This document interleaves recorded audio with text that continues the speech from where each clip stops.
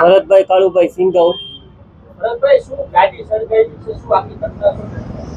હું મોવડી main road Navalnagar 9 નો રહેવાસી, Rajkot Malviya police station વિસ્તાર અને વોર્ડ નંબર 12 ત્યાંનો રહેવાસી હું.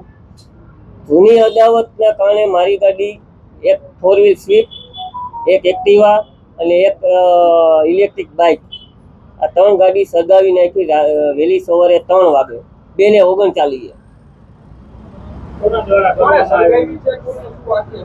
ઈ પેંડા ગેંગ જે સાગરીત રહી, જે વિદ્યાનગર ઉપર હમણાં 2 મહિના પહેલા જે બનાવ બન્યો એનો સાગરીત જે ફરાર હતા 3 વ્યક્તિ, એમાંથી આ વ્યક્તિ અમને એવું જાણવા મળ્યું કે આ વ્યક્તિ એમાંથી છે.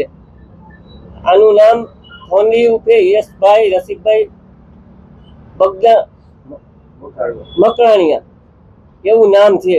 અને ગાડી સળગાવીને પોલીસ સ્ટેશનમાં ભાઈ હાજર થઈ ગયા કે મેં જ ગાડી સળગાવી. અમે અહીંયા ગયા પોલીસ સ્ટેશન, અમને રાતે ગઈ 3 વાગે અમને ધાક ધમકી મારી.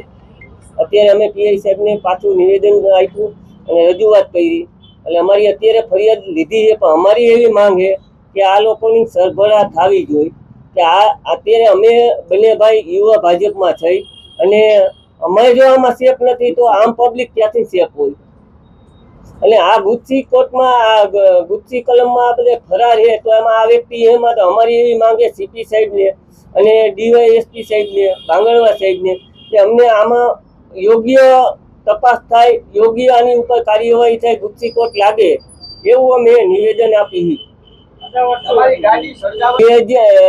જૂની અદાવત 2024માં મોવડી મેન રોડ નવલનગર 9 ના છેડે મુરલીધર ચોકમાં આ લોકો ખુલ્લેઆમ આવારા તત્વો દારૂ પીતા, દુકાનો બંધ કરાવી દેતા. એટલે અમે એને કીધું હતું કે ભાઈ આ તમે અહીંયા રહેવા દો, અમારા મકાને તમે બેફામ દારૂ ખુલ્લેઆમ પીઓ હો અહીંયા ચોકમાં, મુરલીધર ચોકમાં, તમે અહીંયા આ રહેવા દો.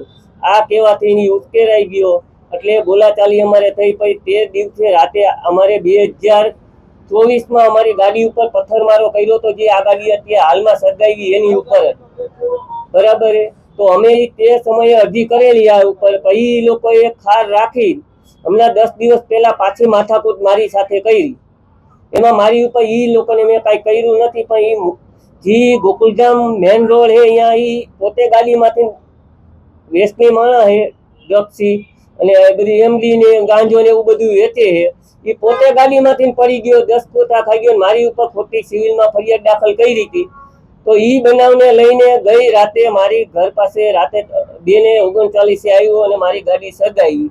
એક સ્વિફ્ટ ગાડી, એક એક્ટિવા અને એક ઇલેક્ટ્રિક બાઇક, આ 3 ગાડી સળગાવી નાખી. એટલે અમે અત્યારે ફરિયાદ કરીએ ને પછી યોગ્ય જો તપાસ નહીં થાય તો અમે સીપી સાહેબને અને ડીવાયએસપી સાહેબ ભાંગરવા સાહેબને અમે આવેદન દેવા 200 થી 400 વ્યક્તિ અમે આવેદન દેવા જાશું. એવું અમારે યોગ્ય જો આની તપાસ થાય અમે એવું ઈચ્છીએ છીએ.